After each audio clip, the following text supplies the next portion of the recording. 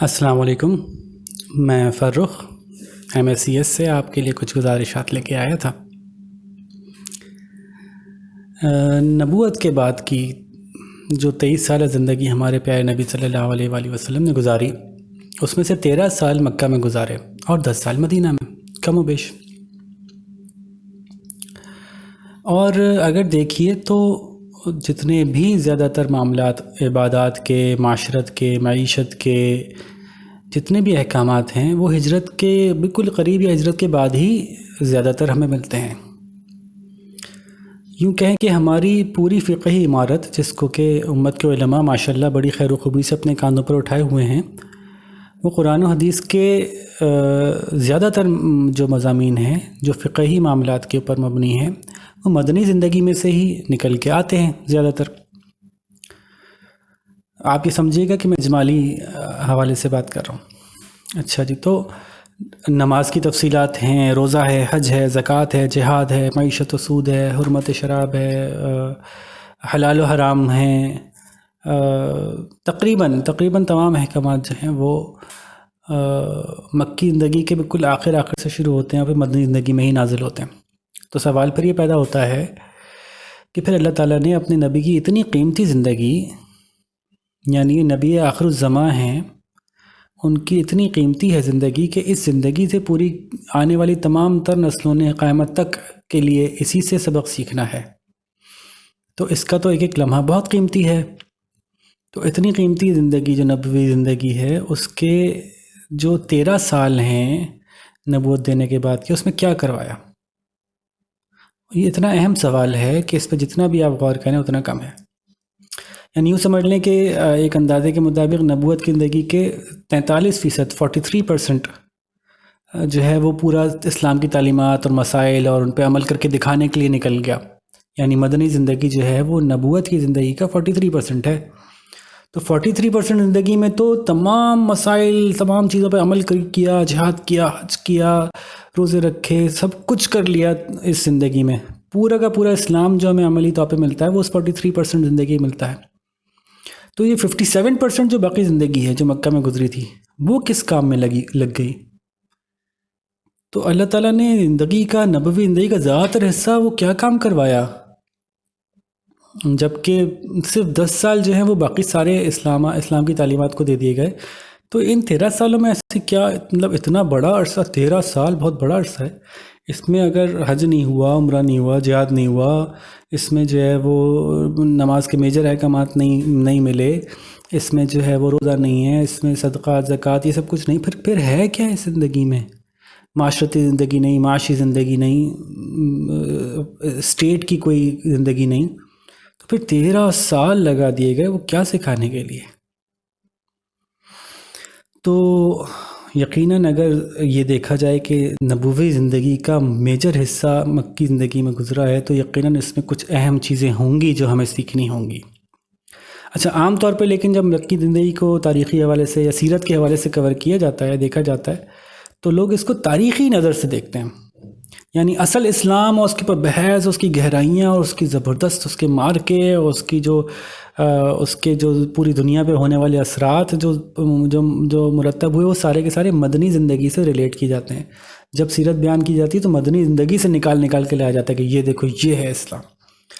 اور مکی زندگی ایک قصے کے طور پہ بیان ہوتی ہے، کہ ایک قصہ ہے جو کہ غمگین، ایک دلگداز واقعہ ہے، جس میں حضور اکرم صلی اللہ علیہ وآلہ وسلم ان کے ساتھیوں کے ساتھ ہمدردی ہوتی ہے، اس میں نوحہ خوانی ہوتی ہے کہ ہائے ہائے ہائے، کیا ظلم ہوا ہے، بیچاروں کے ساتھ کتنی تکلیفیں انہوں نے جھیلیں۔ اور بس، تو پوری مکی زندگی کی سیرت سے جو سبق حاصل کیا جاتا ہے وہ قربانی ہے، صبر ہے، ضبط ہے، غم کی کیفیت ہے۔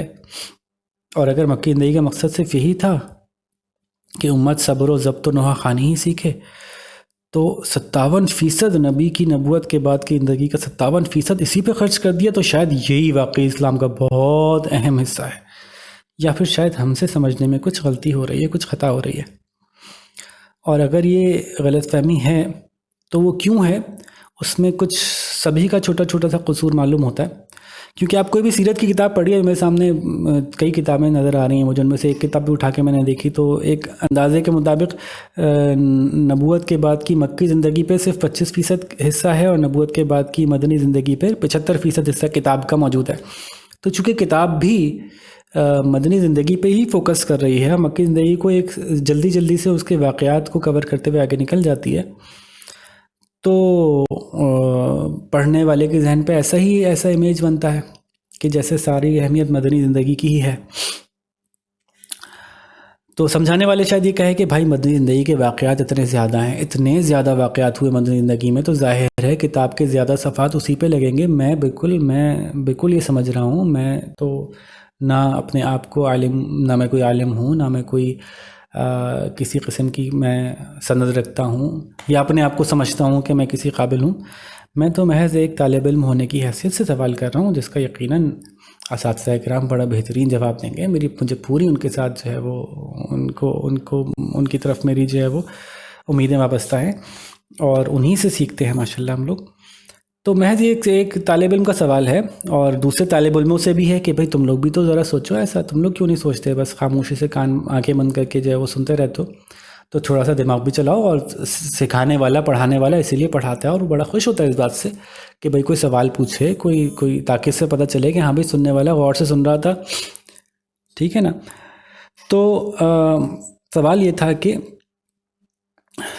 لوگ یہ سمجھائیں گے کہ بھئی آپ کی زندگی سے، آپ صلی اللہ علیہ وآلہ وسلم کی زندگی زیادہ تر واقعات چونکہ اس میں مدنی زندگی میں ہی ہوئے، اس لیے تاریخ کی یا سیرت کی کتابوں کے زیادہ صفحے مدنی زندگی کو ہی بھریں گے بیوقوف۔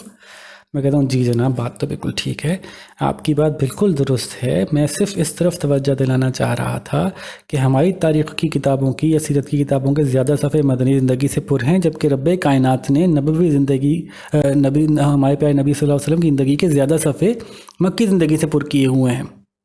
آپ سمجھ رہے ہیں؟ تاریخ کی کتاب کے زیادہ صفحے مدنی زندگی سے کور ہوئے ہیں، یقیناً وہاں واقعات زیادہ ہوئے، مگر ہمارے اللہ تعالیٰ نے ہمارے نبی صلی اللہ علیہ وسلم کی زندگی کے زیادہ تر صفحے مکی زندگی سے بھرے ہوئے ہیں۔ تو کچھ ہے، کچھ گڑبڑ تھوڑی سی تو سوچنے میں لگنا چاہیے کہ کچھ گڑبڑ لگ رہی ہے، ہمیں کچھ غور کرنا ہے، کہیں غلطی نہ ہو رہی ہے، اور غلطی نہیں ہو رہی تو الحمدللہ بہترین، زبردست چل ہی رہا ہے کام ماشاءاللہ۔ اچھا، ساری کیفیت، سارے خیالات آئے کہاں سے کہ بچے جو ہیں وہ ایک لیکچر میں بیٹھے ہوئے تھے، بڑا زبردست بہترین لیکچر جو ہے وہ اس کا انتظام کیا تھا ایک بڑے بہترین عالم صاحب نے، اور بڑے ہی زبردست انداز سے وہ بچوں کو سیرت کے بہت سے اہم پہلو اجاگر کر رہے تھے۔ تو بچے سن رہے تھے، اور سننے کے بعد آخر میں لیکچر جو ختم ہوا وہ مکی زندگی کے اختتام پہ ختم ہوا۔ تو میں نے ایسے بچوں سے پوچھا، ہاں بھائی بچوں، تم لوگوں نے یہ لیکچر سنا؟ چونکہ بچوں کے لیے ہی تھا وہ لیکچر۔ تو میں نے کہا بھائی تم لوگوں نے سنا تو کیا سیکھا؟ ہمارے پیارے نبی نے نبوت کے بعد کے 13 سال کی زندگی میں کیا سکھایا تم کو؟ کیوں گزار دی انہوں نے وہ 13 سال؟ اللہ تعالیٰ نے ان سے وہ 13 سال کیا سکھانے کے لیے گزروائے؟ تو بچوں نے کہا کہ بھئی ہم نے سیکھا کہ مصیبت میں صبر کرنا چاہیے، اور کوئی زیادتی کرے تو اس کو برداشت کرنا چاہیے۔ تو میں نے ان سے کہا اچھا، مطلب بس یہی سیکھا آپ نے؟ ماشاءاللہ بہت اچھی بات سیکھی، زبردست، یہ تو بہت اچھی بات ہے جو آپ نے سیکھی، لیکن کیا بس یہی سیکھا؟ تو بچوں نے کہا جی یہی سیکھا۔ تو میں نے کہا کہ اچھا، تو اس کا مطلب ہے کہ یہ ایک ایسی بات ہے جو عمومی طور پہ آہستہ آہستہ سبھی لوگوں تک سرایت کر رہی ہے۔ تو چونکہ یہ ایک عمومی چلن بن چکا ہے، تو میں نے کہا چلو پھر یہ بات سب کے سامنے رکھتے ہیں۔ اچھا، اس میں لیکچر کا کوئی قصور نہیں تھا، اس کا ایک اپنا ایک پلان، ایک پراپر ایک مقصد ہوتا ہے، ہر لیکچر کا ایک ڈیلیوریبلز ہوتے ہیں، اس کے حساب سے ہی بندہ پلان کر کے چلتا ہے۔ تو اس میں قصور لیکچر کا نہیں تھا، اس میں ایک عمومی ایک ہماری ایک فضا بن گئی ہے، جس میں کہ مدنی زندگی کا جو فوکس ہے وہ اتنا زیادہ اہم ہے کہ بس ابھی جلدی سے مکی زندگی ختم ہو گئی، اب ہوگی اصل زندگی کی شروعات، اب ہے جو اصل میں نے سنانا ہے۔ اور مکی زندگی میں جو سیکھا وہ کیا سیکھا؟ صبر اور برداشت اور تکلیفیں اور غم۔ تو الحمدللہ ایسا نہیں ہے کہ یہ بالکل ہم کھو چکے ہیں، بالکل الحمدللہ اللہ تعالیٰ نے اپنے نبی کی پوری زندگی بالکل محفوظ رکھی ہوئی ہے، اور بے تحاشا بے حساب علماء نے جو ہے وہ مکی زندگی پہ بہت ساری باتیں کی ہوئی ہیں۔ ہماری کوتاہی ہے کہ ہم نے ان کو صحیح پڑھا نہیں ہے، ہم نے ان سے صحیح سیکھا نہیں، ورنہ ماشاءاللہ علماء نے تو اس پہ بہت کام کیا ہوا ہے۔ تو توجہ اسی طرف دلوانی تھی عوام کی کہ ذرا غور کر کے تھوڑا اس طرف بھی دیکھیے۔ اور سوال میں آپ کے پاس یہی چھوڑ کے جا رہا ہوں کہ آپ کے خیال سے ایسا کیا ہے مکی زندگی میں اللہ تعالیٰ نے جو نبی صلی اللہ علیہ وسلم کی مکی زندگی گزروائی، اس میں 13 سال بہت ہوتے ہیں، تو اس میں کیا سکھایا ہوگا، کیا کیا سیکھا ہم نے وہاں سے، کیا لینا ہے ہم کو وہاں سے؟ تو اس کا جواب آپ لوگ سوچیے، تو انشاءاللہ میں بھی کچھ غور کرتا ہوں، اور پھر اگلی ملاقات میں پھر اس پہ بات کرتے ہیں۔ تو ہو سکتا ہے کہ کچھ اور بہترین چیزیں سامنے آئیں۔